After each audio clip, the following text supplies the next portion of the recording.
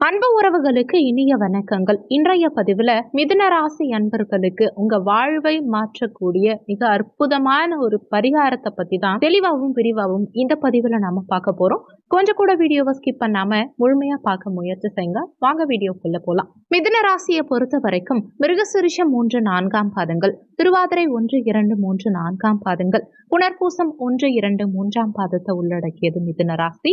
மிதுன ராசிக்கு அதிபதி புதன் பகவான். வீடியோல சொல்லக்கூடிய பலன்கள் ஆண் பெண் இருப்பாளருக்கும் பொருந்தக்கூடிய பலன்கள். உண்மையை சொல்லணும்னா கடந்த 5 ஆண்டு காலமா நிம்மதி இல்லாத ராசி மிதுன ராசி. 5 நிமிஷம் கூட சந்தோஷத்தை அனுபவிக்காத ராசி இந்த மிதுன ராசி. ஓயாமல் உழைச்சிட்டு இருக்கக்கூடிய இந்த மிதுன ராசி அன்பர்களுக்கு இந்த பரிகாரம் செய்யறது மூலமா வாழ்க்கையில மிகப்பெரிய சந்தோஷம் ஏற்பட போகுதுங்கிறது தான் உண்மை. இந்த பரிகாரம் ஏற்கனவே நிறைய மிதுன ராசி அன்பர்களுடைய வாழ்க்கையில நிறைய மாற்றங்களை ஏற்படுத்தி இருக்கு.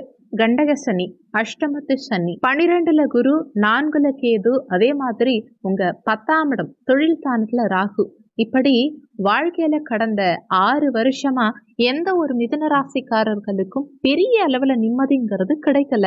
அப்படி நிம்மதி இல்லாத சமயத்துல ஒரு நிம்மதியை உருவாக்கணும். அதுக்கு இந்த பரிகாரத்தை செஞ்சு பாருங்க. மிகப்பெரிய மாற்றம் உங்க வாழ்க்கையில நிச்சயமா நிகழும். மிதுன ராசி அன்பர்கள் சிலருடைய வாழ்க்கை போராட்டமாவே இருக்கும். சாப்பிடுற சாப்பாட்டிலிருந்து பேசுற வார்த்தையிலிருந்து எல்லாத்துலயுமே கவனமா இருக்க வேண்டிய சூழல். நீங்க ஏதோ தப்பு பண்ற மாதிரியும் அடுத்தவங்களுக்கு கெடுதல் பண்ற மாதிரியும் ஒரு பிம்பத்தை உங்களை சுத்தி இருக்கவங்க உருவாக்கிட்டு இருக்காங்க. நீங்க ஏன் கஷ்டப்படுறீங்கிறத தாண்டி எதனால இவ்வளோ தூரம் வருத்தத்துல போய் நிக்கிறீங்க அப்படிங்கிறத யாருமே பெருசா புரிஞ்சுக்க மாட்டாங்க.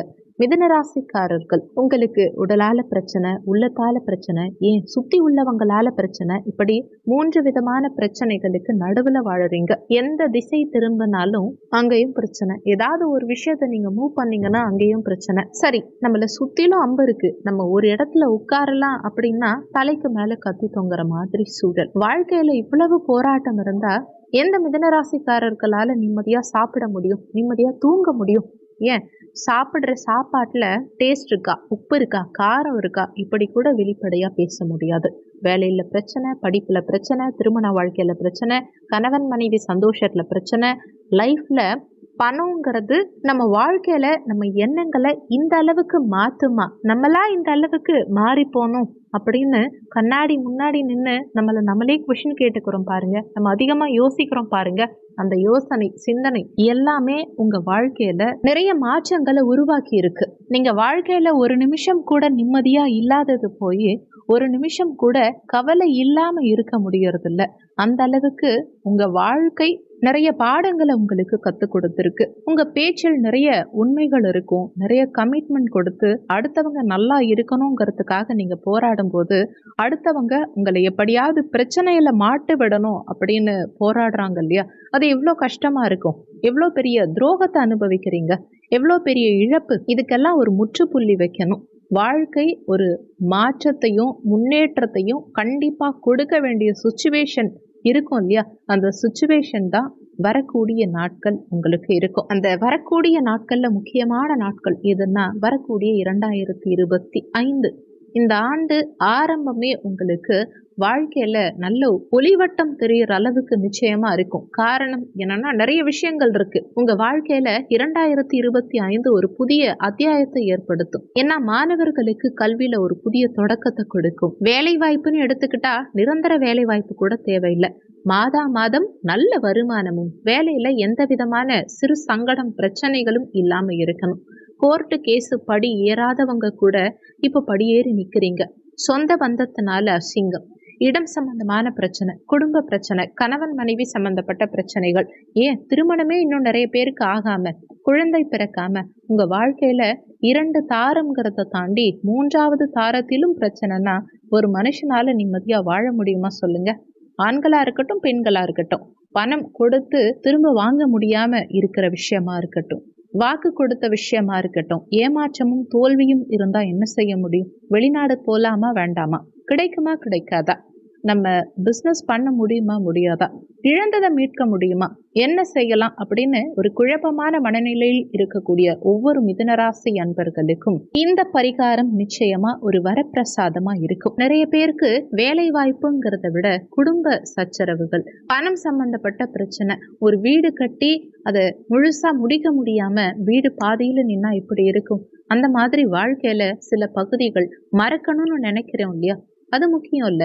வாழ்க்கையில மறக்கிற மாதிரி எந்த ஒரு விஷயமும் இனிமே நடந்துடக்கூடாதுன்னு நம்ம யோசிப்போம். அதுக்குதான் இந்த பரிகாரம். இப்போ பரிகாரத்தை பார்க்கலாம். மிதுன ராசி அன்பர்கள் பௌர்ணமி அன்னைக்கு அருகில் இருக்கும் சிவாலயத்துக்கு போயிட்டு 21 விளக்கு ஏத்தணும். இந்த 21 விளக்குல முதல் விளக்கு உங்க குலதெய்வத்தை நினைச்சு ஏத்தணும். அது ஆண் தெய்வமா இருந்தாலும் சரி, பெண் தெய்வமா இருந்தாலும் சரி, முதல் விளக்கு உங்க குலதெய்வத்தை நினைச்சு ஏத்துங்க. அடுத்து 2வது விளக்கு விநாயக பெருமானை நினைச்சுக்கிட்டு ஏத்துங்க.